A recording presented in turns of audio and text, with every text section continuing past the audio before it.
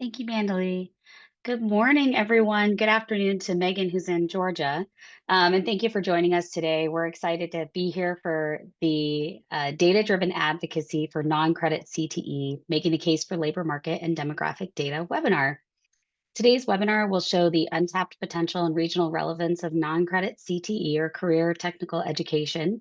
We'll demonstrate how to access and interpret local labor market and demographic data, equipping you with tools and taking points to build support for non-credit CTE programs. We'd be happy to meet with you one-on-one outside of this webinar if you have any additional questions or you'd like to learn more about how we can help your individual area. So if you're interested in a more in-depth customized data analysis or strategic planning, we'll have our information up in just a moment. So before we get started, we'd like to also thank the Chancellor's Office, CAPE team, Gary Adams, Myra Diaz, and Cora Rainey, and the folks from CDE, Carolyn Zachary, Diana Batista, and Neil Kelly, who support this type of work to ensure quality adult education across the state. We'd also like to thank SCOE TAP for the support they provide to us and the field. Thank you, guys. And before we dive in, I'd like to introduce our team of presenters. We are from WestEd, where we provide professional development and technical assistance to California adult education programs. I'm Debbie Pizzuto, the Senior Program Associate, and I'm joined today by Megan McBride, the Senior, well, actually, you're not the Senior Program Manager anymore. You're a Director of Adult Education. Yes. And Greg Hill Jr., the Senior Research Associate. Greg is going to jump in to help us. He is most recently responsible for updating the CAPE fact sheets with the 23-24 data. And throughout today's presentation, I'll be monitoring the chat. So if you have any questions, please add it to the chat. If it's not the right moment for me to interrupt, I'll take a note and we'll either respond to you outside of it or we'll respond at the end. Feel free to drop any questions that you have there or comments. I'll be watching it. Megan will be pausing periodically to address them and keep the discussion pretty interactive. I'd like to introduce the lovely Megan McBride. Give us a wave, Megan. She will be facilitating our webinar. Megan joined WestEd in 2024 as the Senior Program Manager for Adult Education. And in this role, she leads efforts to support adult education consortia in using data-driven strategies to strengthen educational services. Megan's area of expertise include adult literacy, English as a second language, high school equivalency preparation, integrated education and training, and WIOA Title II. Previously, Megan served as a vice president at a local community college in Metro Atlanta, managing a large adult literacy program. And now I'd like to turn it over to Megan to get us started. Thank you, Debbie. Hey, everybody. It's so good to see so many people here and so many familiar names. Can't see all of your faces, although I see you, Molly.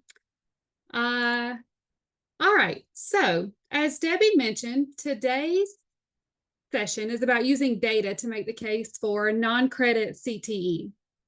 As many of you know, non-credit CTE programs are one of the most accessible and equity-centered entry points into our community college system. They serve adults who may not be ready or able to enroll in credit programs, but who are eager to skill up, get to work, and begin or restart an educational journey that may have been interrupted. But despite their power, non-credit programs are often overlooked, misunderstood, or underleveraged. So that's where today's webinar comes in. Today, we're going to explore how to use regional labor market data and demographic data to tell a stronger story. So we're going to walk through some practical data tools and sources like Data Vista, the CAPE fact sheets, census data, and Centers of Excellence report. And we'll show you how to find your community's most urgent needs and match them to the programs that you're offering or could be offering. And we'll also give you some tools in an advocacy toolkit, which includes a couple of one-pagers, some examples of how you could put together a story using data, and some talking points for engaging stakeholders. And then we'll finish up with some Q&A. So in short, our goal today is to help you become champions for non-credit CTE using data, your voice, and your community story. So let's start with what non-credit CTE is. And we'll do that by comparing it to credit CTE. So I've got a kind of comparison between the two. In credit CTE, students pay enrollment fees. In non-credit CTE, they do or they don't, depending on whether it's adult ed in K-12 or in the community colleges. That's why I have no or low enrollment fees. That low cost or no cost certainly removes financial barriers for students to enroll. Credit CTE program length varies, could be a semester or longer. Non-credit CTE is often shorter and designed for rapid skill acquisition and workforce entry. Oop, that's not even. Credit CTE has limited repeatability. There are restrictions after a student passes a course. Non-credit CTE is generally repeatable and students can retake courses as needed. Credit CTE is usually transferable. Non-credit CTE, generally non-transferable and designed for immediate workforce entry. Greg, anything to add there? The only thing I would say is it's worth noting for some folks who are less familiar with the community college system that there is a difference between non-credit and not for credit. Not for credit is often called, it falls under, there are lots of different names for it, and invariably, however I define it now, someone's going to say, no, that's not it, because that's not how it's implemented at our college or something. But basically, the differentiator is non-credit is provided, gets apportionment dollars. So enrollments generate revenue from the state. Not for credit is often community education, where, say, businesses will pay colleges to create programs.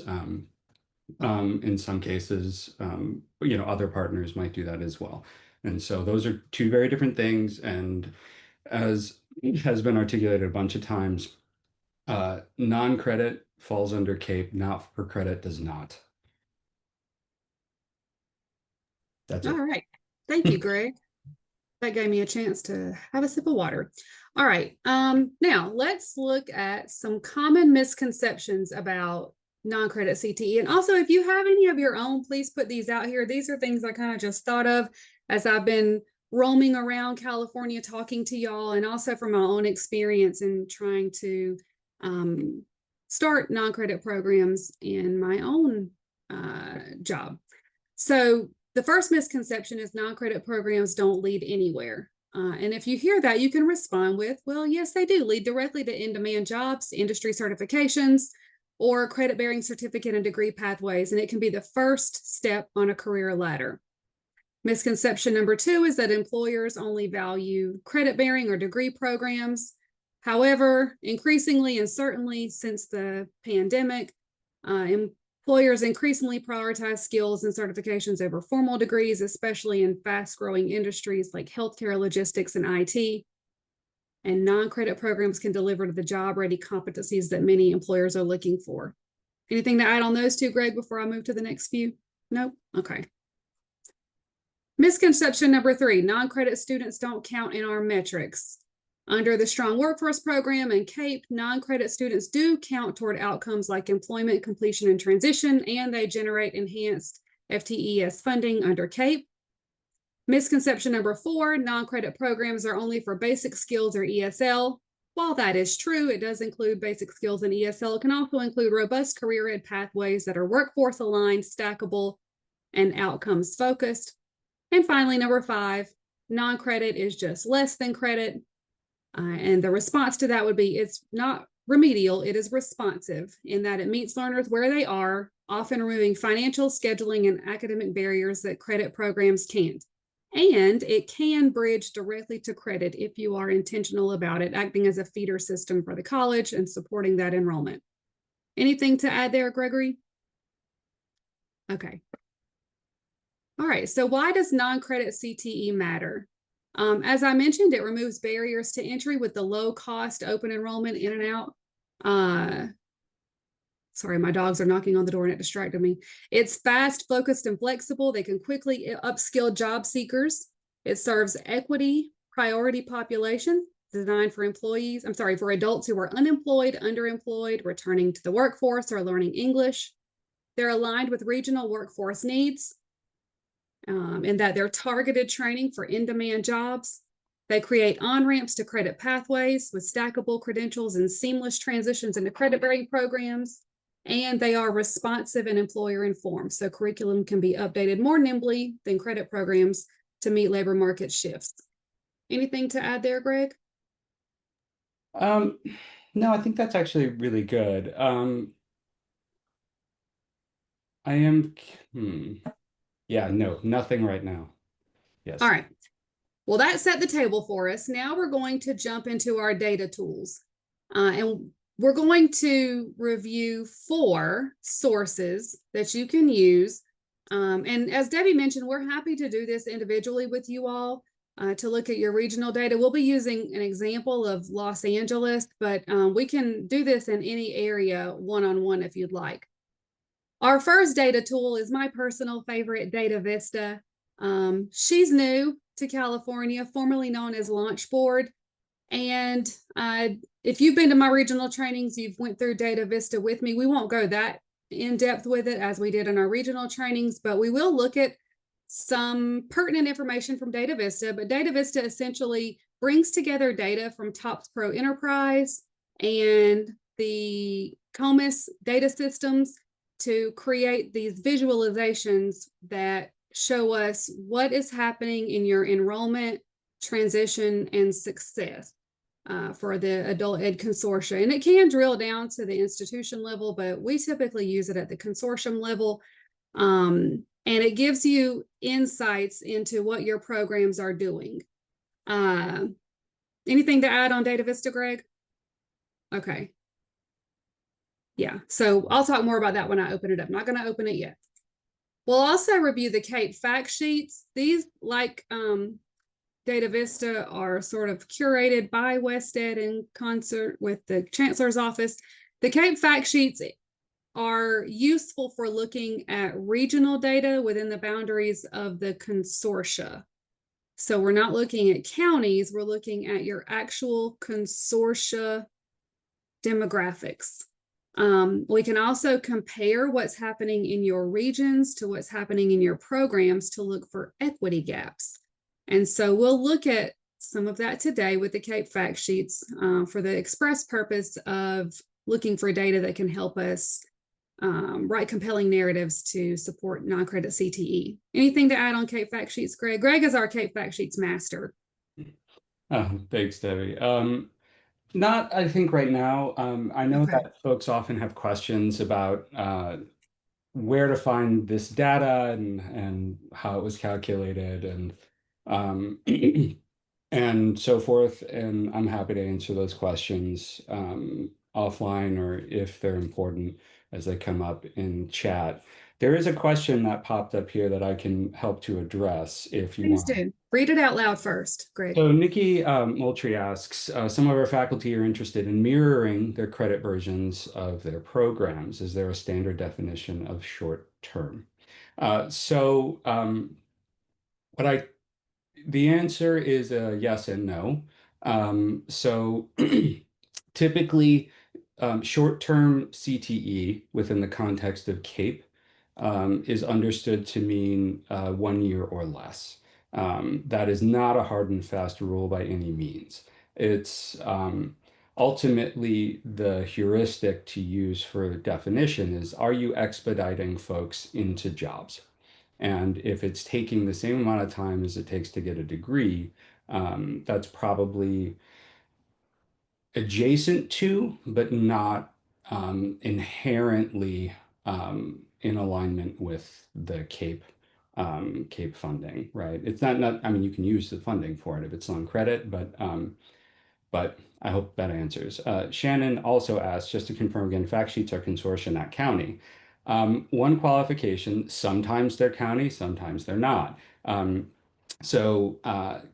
The 71 regions that make up, CAPE are based on community college district boundaries. In some cases, those boundaries conform one-to-one with county boundaries, but not in all cases.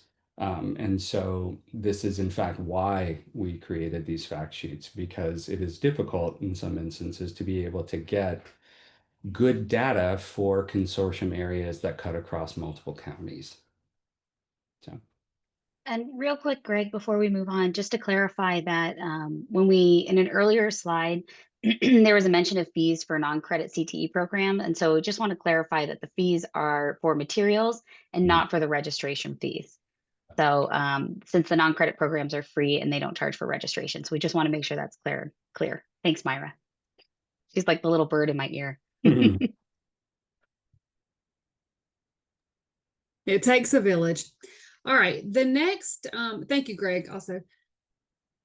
All right, our next source will be from the Centers of Excellence. And I have to say, this is one of the most valuable resources that I've found, in addition to what WestEd provides in California. We don't have anything like this in Georgia, but it's the Centers of Excellence for Labor Market Research, or the COEs. And of course, these are part of the community college or California community colleges, and they're charged with providing actionable region-specific labor market data to help colleges make informed decisions about what programs and pathways to offer. So you're very lucky to have this so that you're not just winging it like many other places do in the United States. Each COE serves a specific region. I've got all 9 regions there that they serve, and their reports are designed for practitioners like us, people who are working on the ground in CTE and workforce development and in adult education. And they publish these sub-regional profiles, sector briefs, and employer demand reports, and many other useful tools for making these decisions for those of us on the ground. So whether you're making the case for launching a new program or perhaps advocating to expand an existing one, the COE data is a go-to source that can strengthen your story and align it with regional workforce needs. So we'll look at one specific COE report as we build a data story for LA. And finally, we will finish off with the census or American Community Survey data. And so this will help us understand who we're not serving. So in order to build our data story, we need to look beyond just our program enrollment numbers, which we would find in Data Vista, and look at the community itself. And one of the most powerful tools to do that is census data, especially the American Community Survey. So today we'll be looking specifically at tables that show educational attainment for adults 25 and older that is broken down by census tract. And we use census tracts because it gives us neighborhood level insight. And this is how we see what specific areas have the highest concentration of adults without a high school diploma, for example. And this tells us something vital, where there are communities that need low barrier skill building pathways to like non-credit CTE programs to help people improve their economic mobility. And so we'll be using this data to help identify educational deserts and build equity-driven arguments to inform where we could focus our outreach, partnerships, and program development. Greg, anything about either of those last 2 sources? Yep, just one quick qualification. Oftentimes, census tracts do conform to neighborhoods. They are drawn intentionally, but not necessarily. Census areas are contiguous. So what that means, right, is that they all abut each other. And so the criteria is has to do with numbers of individuals. So in urban areas, they're much smaller and are more reflective of neighborhoods. In larger areas, they're not necessarily. And so case in point would be to consider like Kern or, counties that are on the east side of the state. You'll see census tracts that are utterly enormous, and no one could reasonably say it reflects a neighborhood.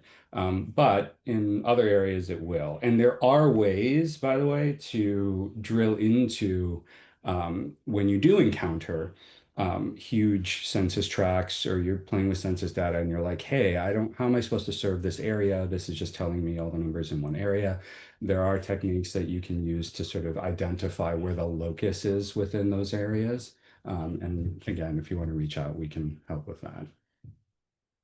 All right, thank you, Greg. David has a question in the chat, but if it's okay, I'd like to let Greg elaborate on that when we get to the CAPE fact sheet. So I know you've sort of answered it, Greg, but you might want to expand upon that when we get to the fact sheets, which will be in just a moment. So what we're going to do now is actually look into those data sources using these data tools to craft a case for creating a non-credit program for a high demand, low barrier occupation in a specific region.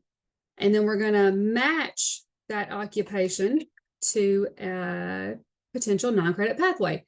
So as I was preparing for this webinar, I was just kind of poking around on the different Centers of Excellence websites, and I came to the LA region, and I was reading through their report for LA County and the various subregions within LA, and I found one that inspired me. And so that is where the example comes from today. So we're going to be looking at the Los Angeles area, specifically Central LA, to build our data story. And again, we can do this with you one-on-one, or maybe you'll be able to do it on your own after you've watched us walk through it.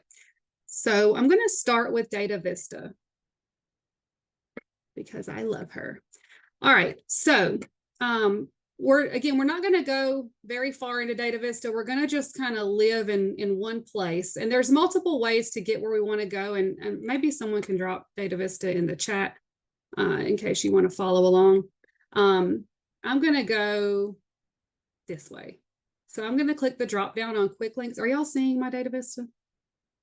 Thank you. Yes. All right. Thank you, Debbie, for dropping the link. I'm going to go to the scorecard. And when we land on this we click on the scorecard, we land on the statewide metrics for 23-24. This was recently updated about a month ago or so. When I'm in the Data Vista, any page in Data Vista, I like to collapse the toolkit just to have a little bigger screen there. So what you're seeing here are all of the metrics that are reported to the legislature for the entire state of California. But as I mentioned, we want to look at just one particular area. So to do that, I'm going to click on the drop-down area here under locale. For any of you who are in my regional trainings, you should be experts at this by now. So you should be able to do this on your own. But we're going to click consortia. Again, I like to look at consortium level data. You are able to see smaller units, assuming they have large enough populations that don't get suppressed. And there are multiple ways to find your consortium. I am a typer. Debbie is a scroller. But I'm just going to type in Angel. And there's LARIC. So we're going to look at LARIC today.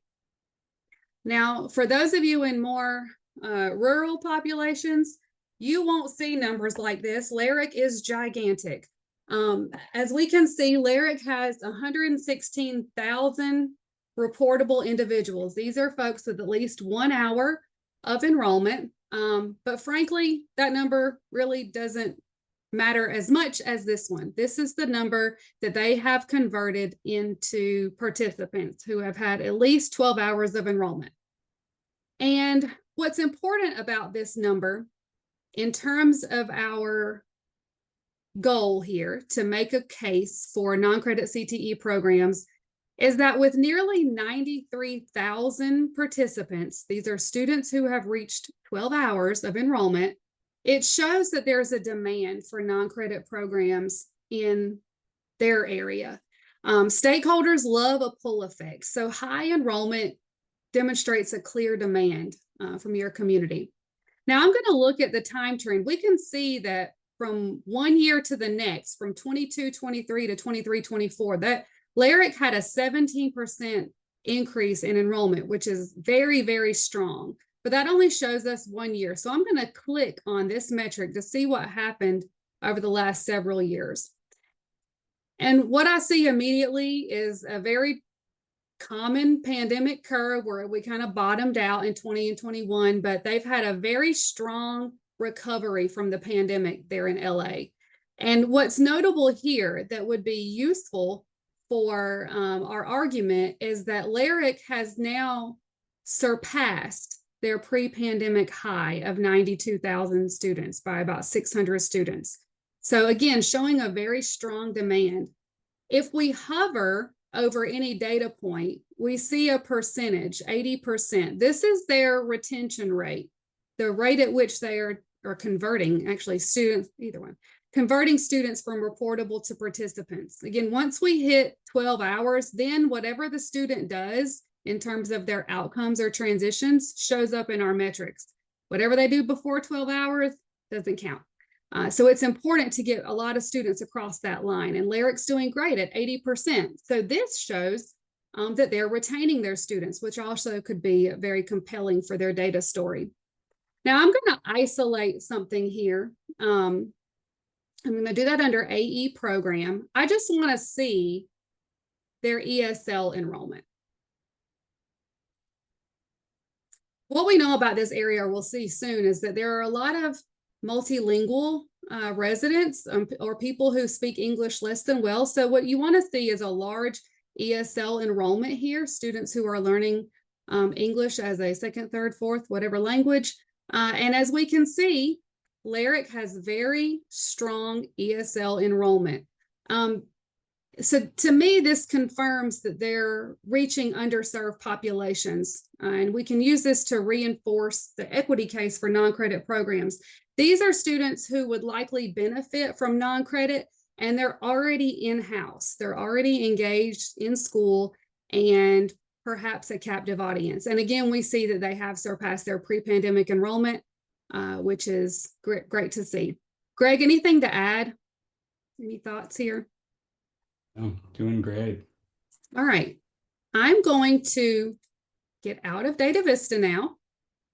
Are there any questions out there about Data Vista? Or are we good here? Looks like No, we're good. All righty. Moving into the CAPE fact sheets. All right. So again, with the CAPE fact sheets, and somebody, if you please drop the link there in the chat, so if people want to follow along, they can. Greg, I'm gonna let you walk through this one. We'll look at LYRIC, at demographic data, and then their labor market data. So if you don't mind doing the talking, I'll do the clicking. You got it. I was actually right about to put the link in chat, but Oh, thank you. Debbie got it. Oh, there we go. Of course, I knew Debbie would get there faster. I don't even know why I try. But anyway, so did you say you want to do the clicking? I'll do the clicking, yeah, if that's okay. All right, there we go. Okay, so it sounds like already just based on some of the chat, some of you are already familiar with the fact sheets. So we won't, we'll spend a few minutes on this, but ultimately where we want to get to is those conversations about non-credit, the importance of non-credit. And so we'll try to highlight those aspects of the fact sheets that might help build the value proposition for it a bit. But first, some basic information. So for those of you who are unfamiliar with fact sheets, these fact sheets were created in order to help consortia with their annual and 3-year plans.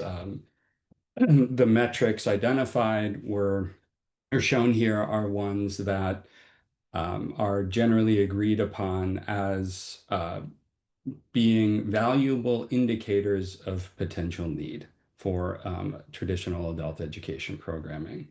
And the way you navigate it is along the top where it says at a glance. Any of those icons there you can click on, and if you do, it will filter all of the chart objects below. This can be particularly valuable for looking at intersectional information. So case in point, we're looking statewide right now. You mentioned LYRIC, right? So if we find LYRIC, yep, that'll happen. And so just considering educational attainment and English language, if you click on high school diploma up top, where it says, 871,000 people lack a high school diploma, we also can see by looking at the English language ability pie chart that, a third speak English less than well, which is typically kind of aligns to your, I want to say, the lower level ESL. And so actually, no, I mean, it could be high level too, but that's quite a significant proportion, right? And conversely, you could go the other direction and say, okay, what we're calling limited English, but in truth, it is the just less than well, which could also be inclusive of well. But if we click on that guy, we can see that roughly 63% have some schooling but never got past the high school diploma, right? And so this can sort of provide a lot of really valuable information about how you might wish to design programs to meet the needs of your unique constituents. Likewise, we have languages spoken at home. So, I mean, not surprisingly, it's Los Angeles. The vast majority of those who don't speak English well speak Spanish at home. And employment status is, actually surprisingly low, if I'm honest. But anyway, so these are just some of the ways you can use the fact sheets. If we want to scroll up just a second. And so I encourage all of you to sort of experiment a little bit. We have a question in the chat real quick. Okay. Are fact sheets available by college instead of consortium? So in a sense, they are by college because the boundaries correspond to community college district boundaries. But individual colleges, right, have service areas as well, but they're not necessarily defined by,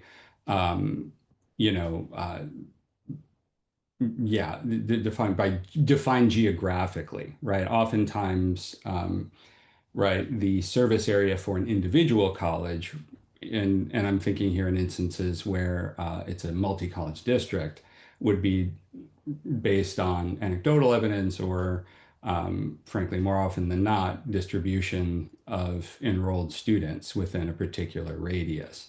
I love that idea, and I've often really thought about trying to. I do this when I support strategic planning, but right now, yeah, we don't have that data to be able to drill into what I'll call the actual service areas versus the administrative service areas, although that would be amazing. So I think that's the only one. I see actually a question from Scott. I'll text you directly. 18 plus. Yeah. All right. Well, actually, Scott is asking about date span. And what he was sort of asking about was, well, okay, when you look at total number 18 plus, et cetera, what years does that span? And it spans the current, it is, strictly speaking, it is 2023. But that shouldn't, so I often have to sort of explain this, but everybody wants the most recent census data. It's like we need the most recent, the most accurate, right? But the most recent means something different than I think what most people think. So census data is collected constantly, right? But what the US Census does is all of the estimates for any given year are predicated on the full decennial census that happens every 10 years. And then everything that follows is an estimate based on modeling done from surveys that are sent out throughout the year. And so you're not going to see enormous variations from individual year to year unless there is some major event. In the case of the data source we're using here, it's a public use microdata sample. And what that is kind of a unique data set that the US Census provides that allows researchers to slice and dice in different ways than what's available in the published tables. And those are released in 5-year and 1-year increments. 5-year meaning that they're using 5 years worth of data to create the estimates for the latest year.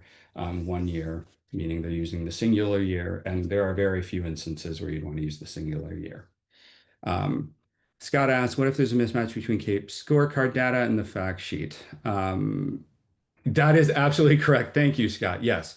What we're looking at here on this population demographics, this is census community data, right? So this is not enrollment. There's The only thing that this shows for your consortium is who is there, right? In terms of enrollment and comparing that with you know, community information. That happens on the population, exactly, population demographics with adult ed pipeline. Um, and so are we still looking at LARIC? I feel like that's pretty, oh, I guess we are, okay. That cannot be right. Is that right? Yeah, I guess That's it is. what I just had up in Data Yeah, it is. Vista. Yeah, you're right. You're totally right. Sorry. I don't know. It just seemed really low to me. Um, but so this is where, Scott, you would make those comparisons, and you should, these numbers should match Data Vista. The point of this tab is to sort of highlight where there might be potential gaps. So in a perfect world, right, if your agency is serving the community, the various communities within your larger community equitably, then you should see proportions that are roughly equivalent. So depending on what the level of need is. So just put really simply, if your community, say, is, and this will depend largely on size and again need, if your community is 50% Hispanic, then it would be typically understood that, like, okay, you should expect that roughly 50% who are enrolled in programs are Hispanic. Again, not necessarily in every case. And this is very sensitive to small n's. So I wouldn't treat it as a one-to-one, but it's called a proportionality index. And so what this does is it helps to highlight where those potential gaps might be. So if we're looking at just race and ethnicity here, you know, case in point, I mentioned 46%, right, over 18 are Hispanic. Enrollment is about 74%.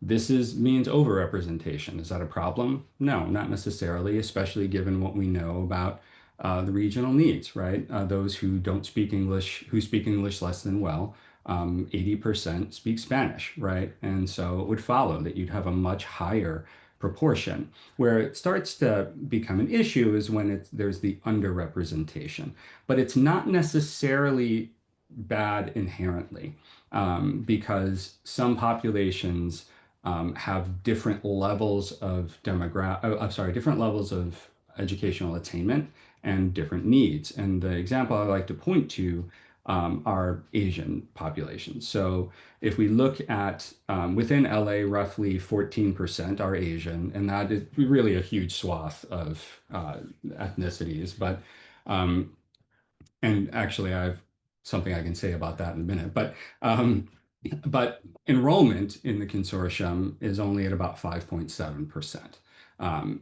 This may or may not be a big deal, but the way to zero in on this, I think, is well, what is the level, what is the proportion of individuals, say, like if you're trying to serve Asian populations, consider what is the English language ability of the population. And so that's why we added the ability to drill down under the population by demographic group.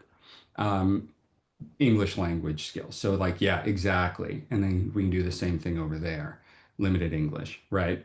And so this is interesting, actually, right? What we're seeing here is a potential disparity, right? So roughly 16% are Asian and have limited English skills, 7.2%, but only 7.2% are enrolled.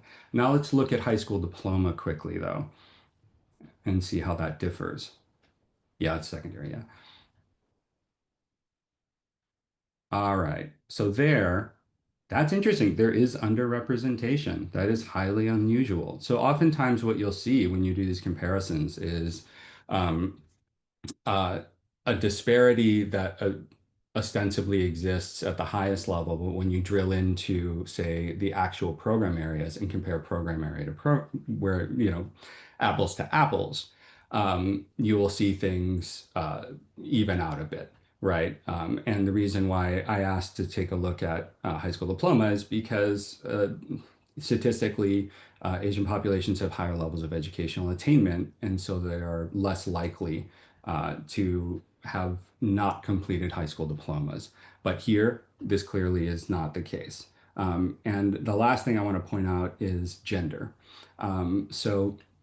There are major disparities there, and this is not surprising, all of you who run programs. Um, and it's not necessarily a problem, but it is something to think about.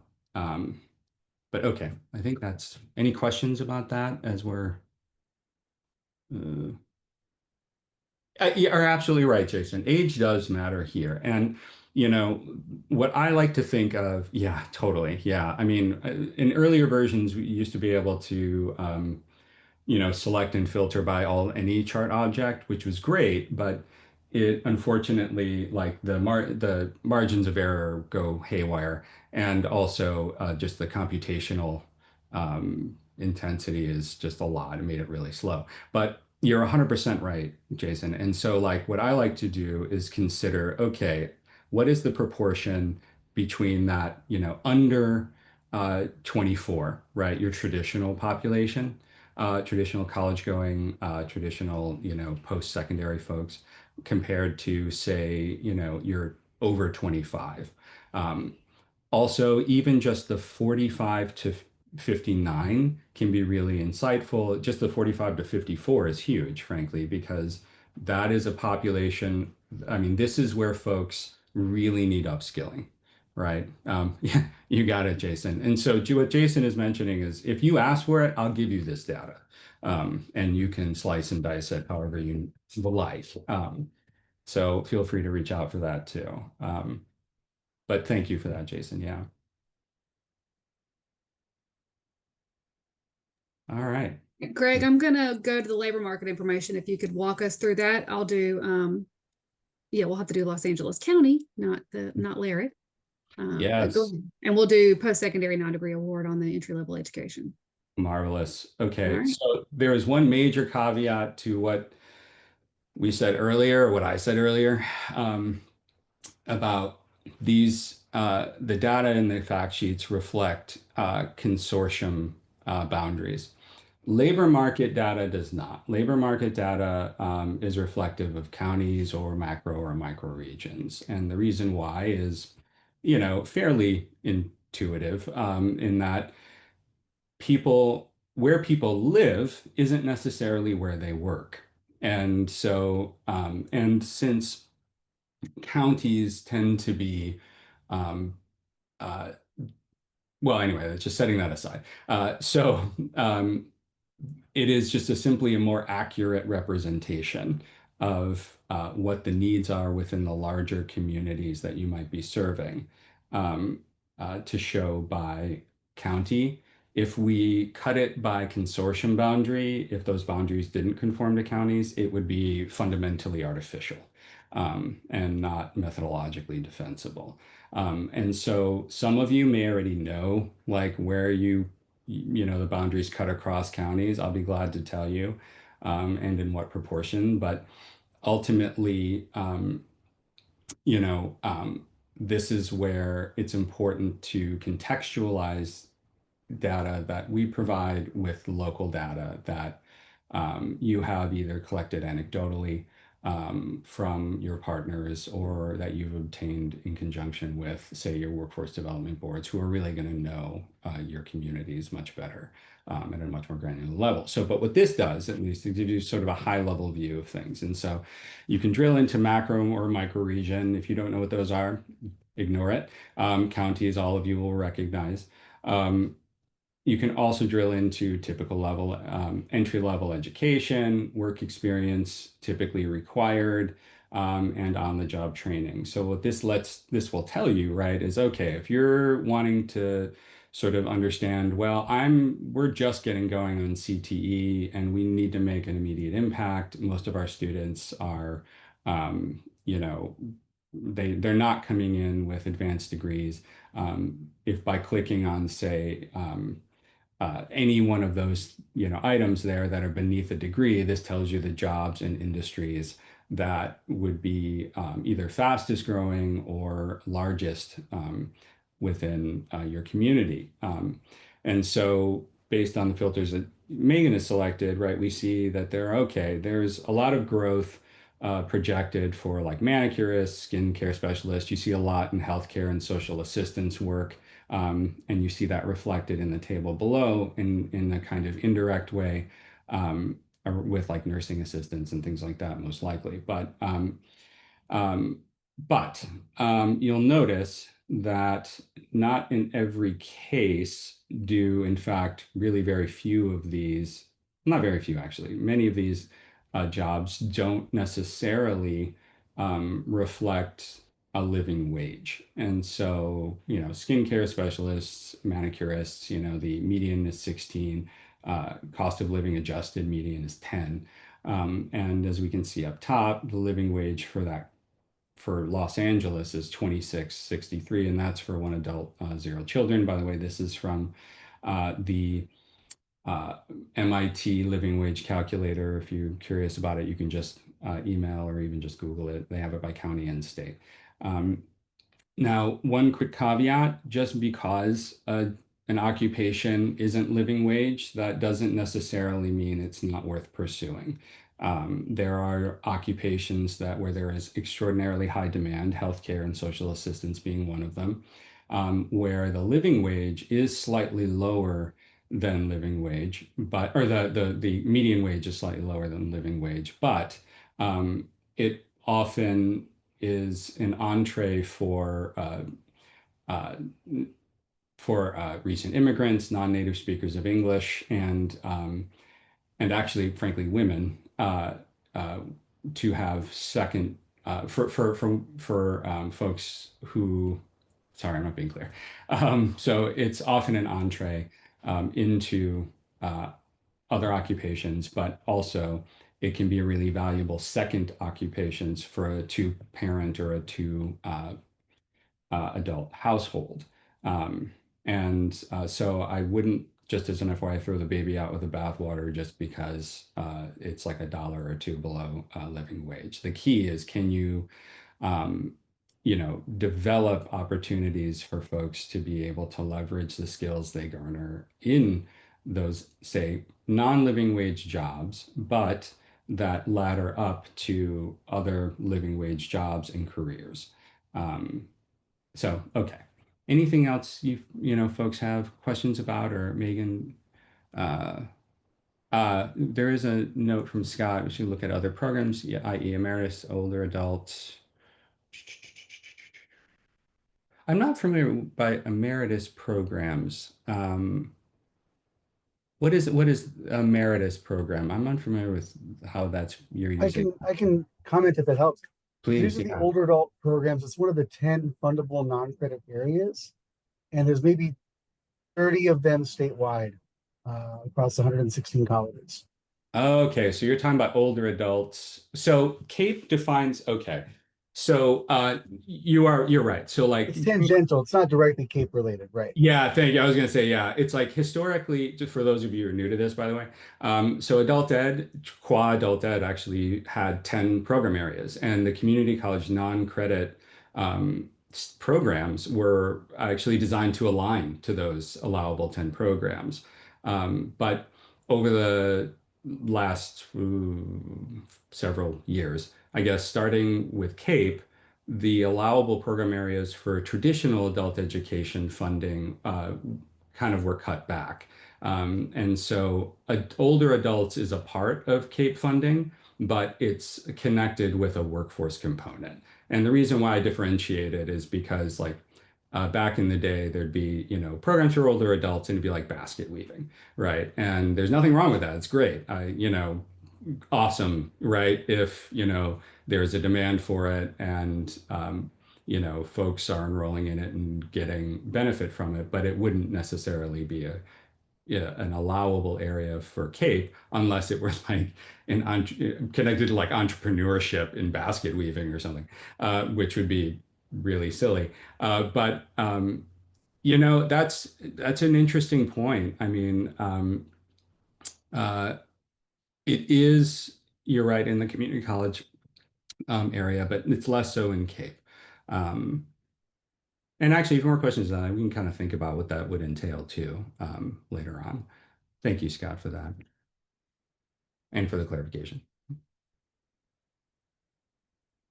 All right, thank you, Greg. Great job, as always, with the CAPE fact sheets.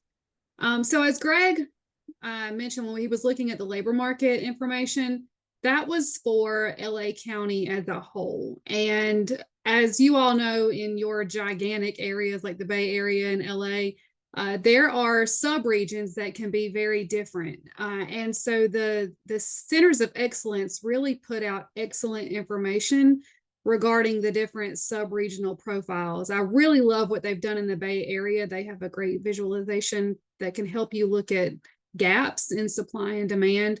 But today we're going to look at Central Los Angeles, and we're going to see how all of this plays out because it's very different than other areas of Los Angeles. So looking at sub-regional data really helps to add nuance and build stronger localized arguments and help you make maybe programmatic decisions for where you might lift your programs. So I'm going to start with page 3. And again, this is just as I was digging around where I got really inspired to look at this area.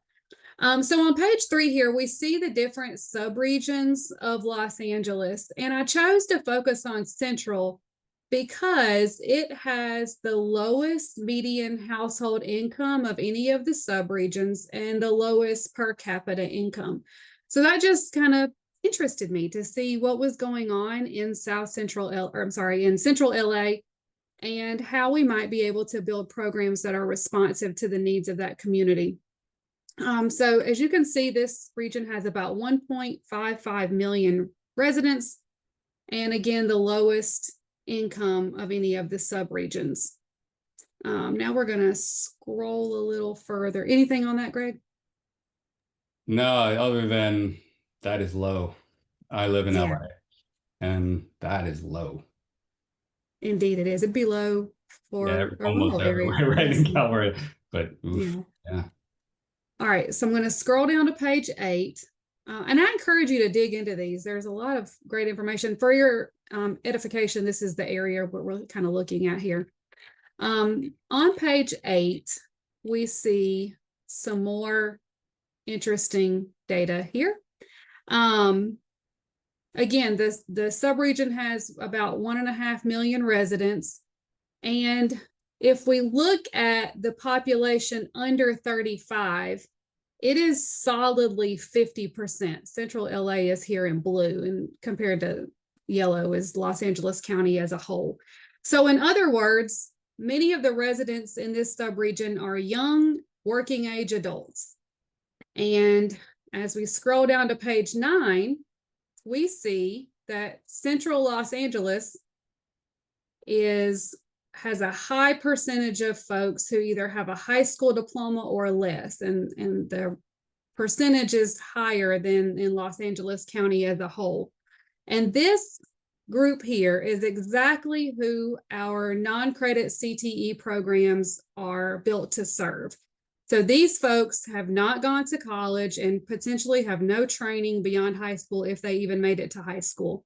So I feel like Central Los Angeles is prime real estate for non-credit CTE programs.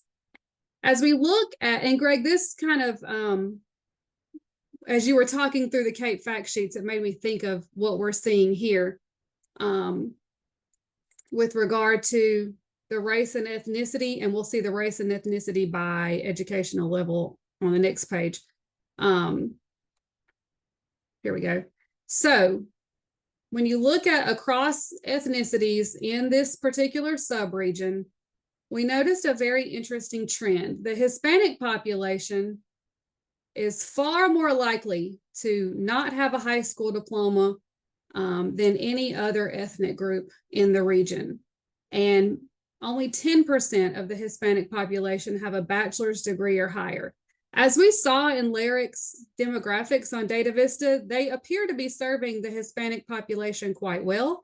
You'd have to really dig in a little further to see if there are any potential equity gaps there, but certainly this is a population to target for non-credit CTE programs that can help them acquire their high school diploma, learn English, and enter into living wage occupations.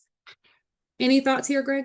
Yeah, just one quick addition. So, Mhm. what I like to encourage folks to look at, in addition to what, Megan, you were just sort of highlighting, is that last category of two or more races. So, oftentimes, if you're looking at census data, the way it's collected isn't necessarily a single select, but it is aggregated as though it's sort of a single select. And if we're thinking about equity gaps, right, if simply put, if someone identifies as biracial, the extent to which they may or may not have face in their day-to-day lives, um, various kinds of social and barriers.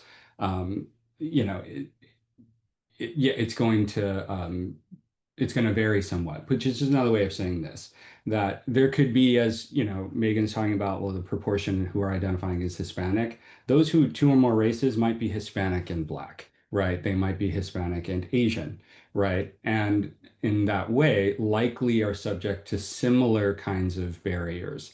And so this is where it's really valuable to kind of drill in and understand what the sort of sub-communities look like, right? And or even like looking at, when you, like, Megan's going to walk you through census data, because you can go to the US Census and get that information. There are reports, published reports that show, disaggregation, say, of African American plus anything else, right? And so that can give you a much better view of, okay, what is, the sort of overall population who, would be typically understood as being, say, African American or Hispanic within the community, and are they facing, what barriers are they facing, and what kinds of services do we need in order to mitigate them? Thanks, Greg. Additionally, the Center of Excellence has done some of the work for us to identify fast-growing jobs, and that'll be down on page 14. Yeah, as Greg, when he was looking at the CAPE fact sheets, pointed out, healthcare is the fastest growing job in this subregion and in LA County as a whole. 14 is there we go. So some of the fastest growing occupations, like home health aides and nursing assistants, these often require targeted training, not a 4-year degree. And this is where we come in. So adult education, non-credit programs can offer training programs that help prepare learners for these high demand roles and offer them a path to credit bearing programs later on. So again, look into your centers of excellence, because it really digs into the very sub-regional data that would help you build your case for non-credit programs. And finally, we're going to look at the census data. Now, I've already gone through the process of filtering our census data here, but what I've done is highlight all census tracts in LA County, which again is huge, as we can see. These are the kind of the borders. And I'm looking at the population in LA County who went to at least 9th grade up through 12th grade, but did not get a diploma, and who are 25 years or older. Now, certainly we might be missing folks in the range of 18 to 25, but they could potentially still be in high school, certainly at 18 or 19. So we don't look at those numbers, because it might skew who we want to see. But if we zoom in, what you kind of want to draw your attention to are areas where there are heavier concentrations of blue. And the darker the blue, the more concentrated the population without a high school diploma is. And so as you can see, as we're zoomed out, there's a area up here, and then here in the area that we've been talking about, kind of central LA and on into the gateway cities and the South Bay area. So in these areas, in these darkest blue areas, and I'll point out this one, for example, anywhere between 19.6% and 44% in the darker blue areas do not have a high school diploma. We can also look at the population who is 25 and older and never even made it to high school, less than 9th grade, so middle school education or lower. And you'll kind of see a similar map up here. So many of these adults have been in historically underserved by traditional education systems, and non-credit CTE, especially short-term tuition-free pathways like CNA or medical assisting, can serve as a point of re-engagement into learning for them and career building. And so you can use non-credit as a workforce solution and as a learning recovery strategy for these adults who have left school early, whether it was before 9th grade or while they were in high school, and who are now looking for stability and the potential for economic mobility. And these areas that are in dark blue, they don't just need education, they need accessible education that is immediately valuable to them. So those short-term training programs that can get them immediately into work in jobs that can pay a livable wage, hopefully. So these are on-ramps to more things, to credit, to hope. They're a door back into education and a pathway to employment for these students. So that's where non-credit, I think, really shines. And if I were an administrator looking at these areas, this might be where I would target my recruitment efforts, or where I might place a program if I'm able, because this is where the learners are. And when I was a program administrator before I came to WestEd, you know, a lot of people would claim that these programs don't necessarily lead to livable wages, so they might not hold as much value. But if you've ever worked with a student who has never graduated from anything in their life, and you get them through an 8-week CNA program, or you know, a 4-week advanced manufacturing program, and they're able to graduate with something, a certificate, and that's the first, you know, they'll bring their entire families to see them graduate, and it becomes a point of self-efficacy for the students. So it's truly transformative for these learners, and it can put them on a pathway to intergenerational change and economic mobility. Anything to add on this part, Greg? Yeah, thank you. So anybody who knows me knows that I love maps and map making, and I love to apply various kinds of geospatial analysis techniques to understand you know, where gaps are and who has access to what. And a choropleth map, which is what we're looking at here, it's not a heat map, just as an FYI. It is a choropleth. What we're looking at there, we're looking at, it's gone now, is right, it's percentage, right? And I think it's important to note that in some of those dark areas, the populations may be much smaller. And so if you're looking at, like, let's say, oh yeah, 60% of a neighborhood has less than a high school diploma, but if there are only like 50 people who live there, you'd want to consider that area in conjunction with what's around it. There's actually a geospatial technique having to do with nearest, it's kind of a nearest neighbors type thing. And so as you zero in, and oftentimes there is gravity here, but like if you zero in on some of these areas that seem to have really high percentages of folks with less than a high school diploma or whatever the need is that you're looking at, you want to look at the neighboring communities as well. And so in some cases, that means, like, if we're looking at deep central LA, we can already see, like, starting at that, what is it? Like, yeah, 227, just right where Megan is exactly. There's a cluster of areas, right, that have high percentages. That says there is a locus there where you should really focus.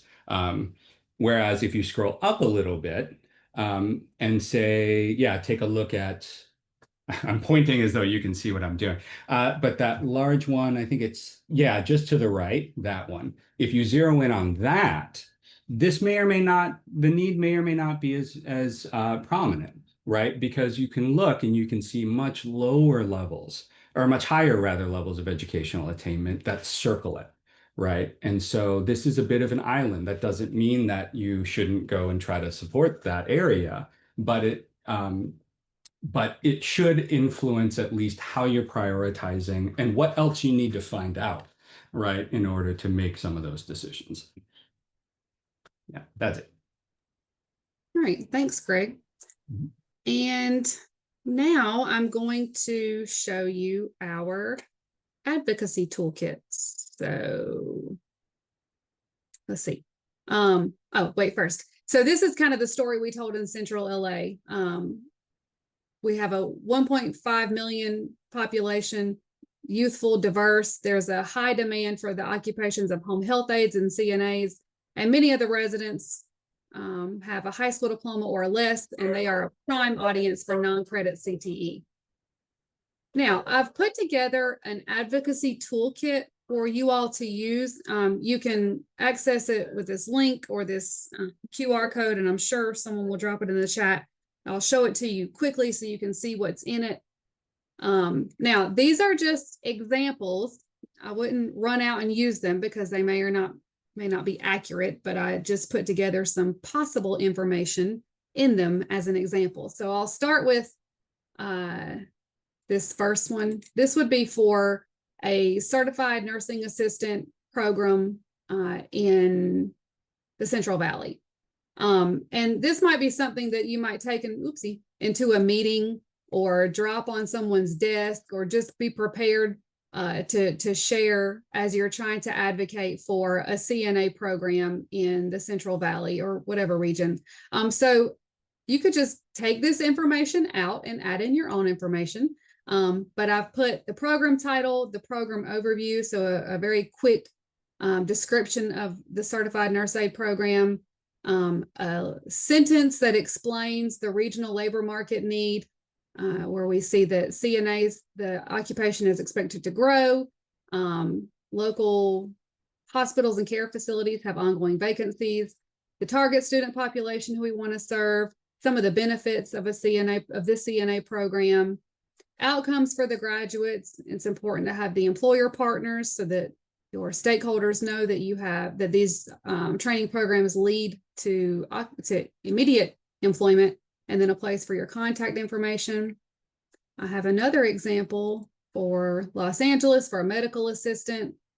Again, pretty much the same thing, an explanation of the program itself, why it matters to Central LA, what the labor market data said about this occupation in LA County, who they're seeking to serve, and outcomes of participating in this program.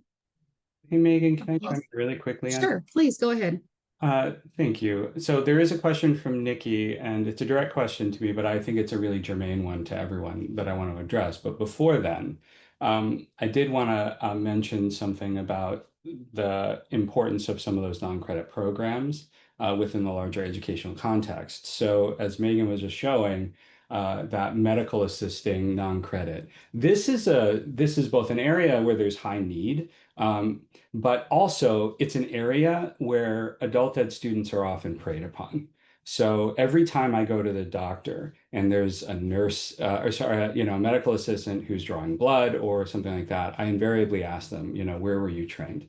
And you'd be really surprised the number who tell me that they went to a for-profit and spent like $30,000, right, to get their, certificate or whatever, and are still paying off student loans or whatnot. And they had no idea that this was available at community colleges or even adult schools.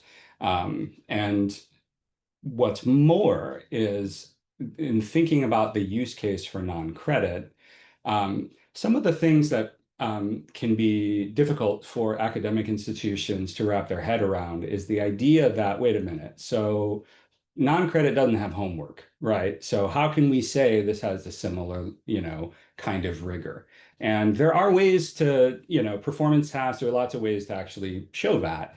And that's where sometimes mirroring is good, sometimes mirroring is not good, right? But in instances where occupations have industry valued certificates, like you can't be a nurse's assistant or a medical assistant without passing boards, right? And if you have non-credit folks going through non-credit programs and passing their boards, there's no like functional distinction, right? At least from certification point of view, right? And so I really just wanted to highlight, like, think about those areas where, or like, yeah, welding, anything that's has industry investment. Those are extraordinarily valuable areas to invest in for non-credit. That and also smaller upskilling opportunities. And this gets to the question Nikki asks. Nikki asks that about not using non-credit to market to industry professionals who are looking for professional development opportunities. That is a great use case for non-credit.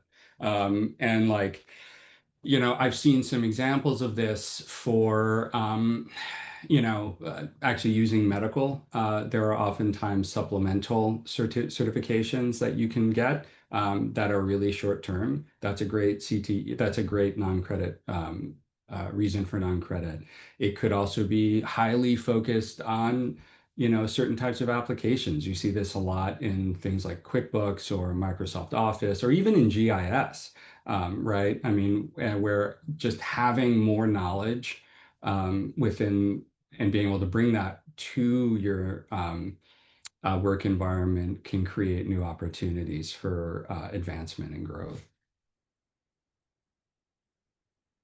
Yeah, and yes, absolutely, Anna. Thank you. You can use non-credit for exam prep, right? And well, a whole host of other things, really. It's kind of I mean, it's flexibility, I think, is really what makes it exciting, both flexibility for folks who are developing programs as well as for students who might participate in them. That's it. All right. Thanks, Greg. Moving along in the advocacy toolkit, we've put some sample talking points that you can use. And again, these are just some ideas for starters. You certainly probably have your own, and we'd love to hear them if you do.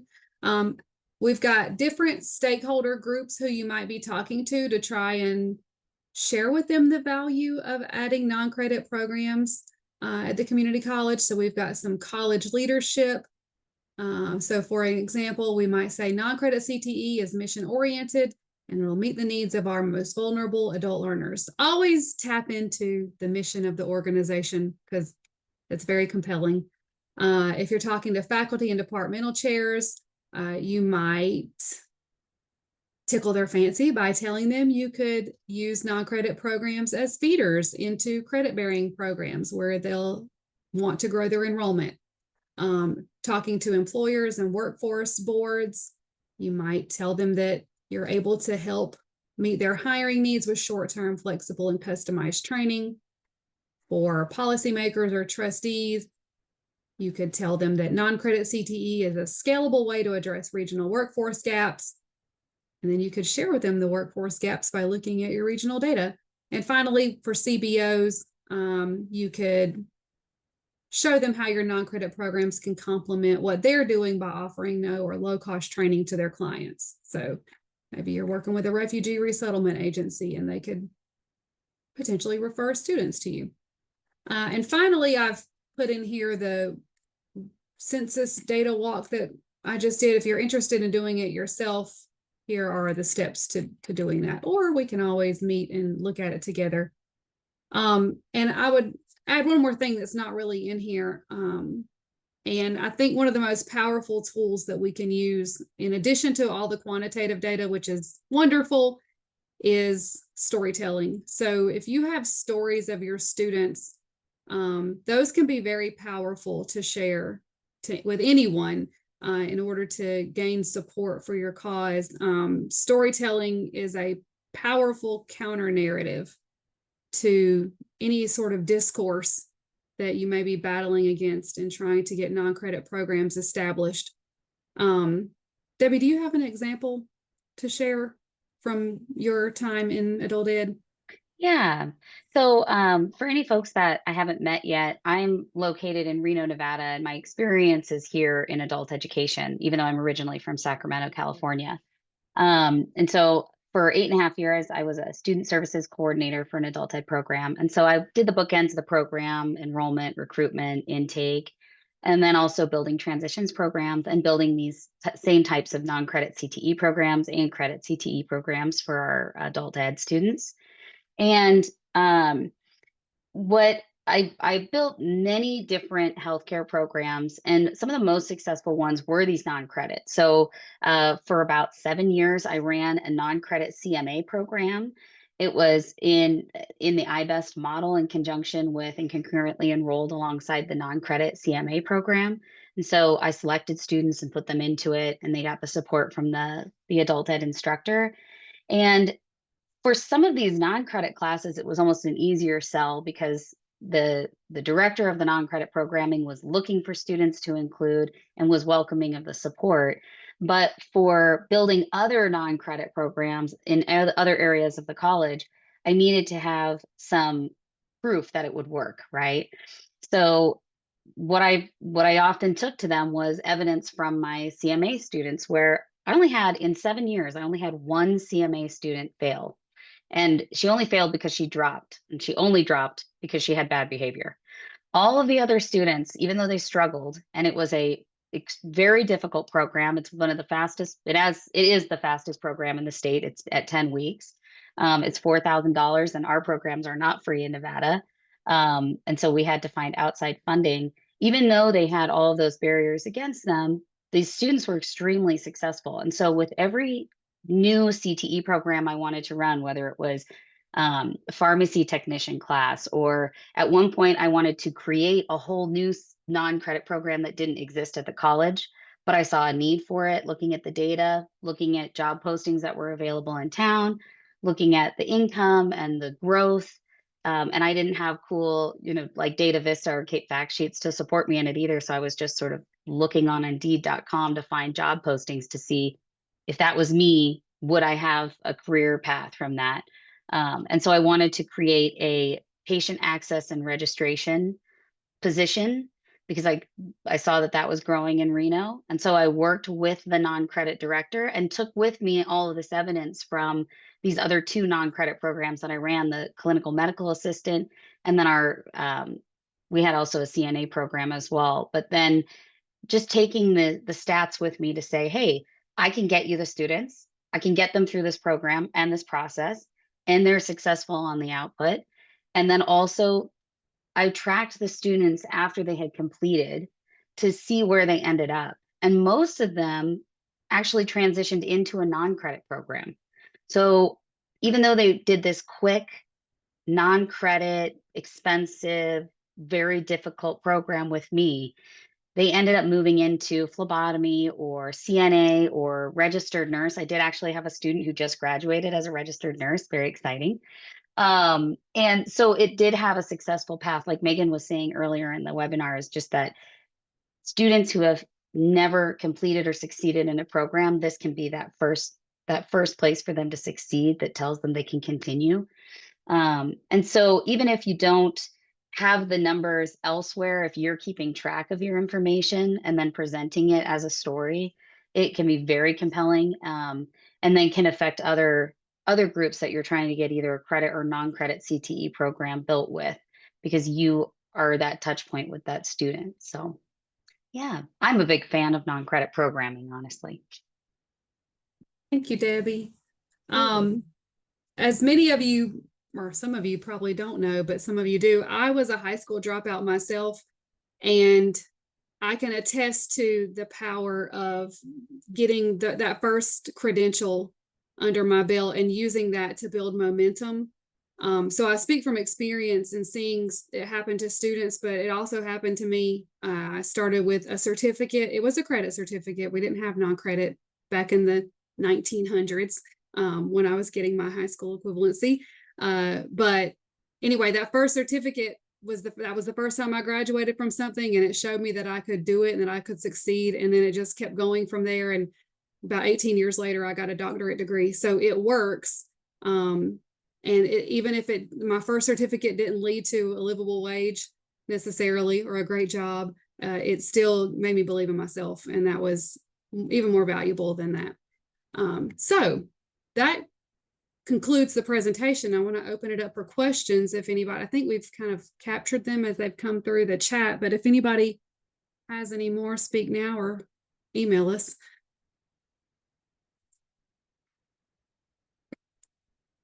If not, I encourage you to reach out to me, Greg, or Debbie.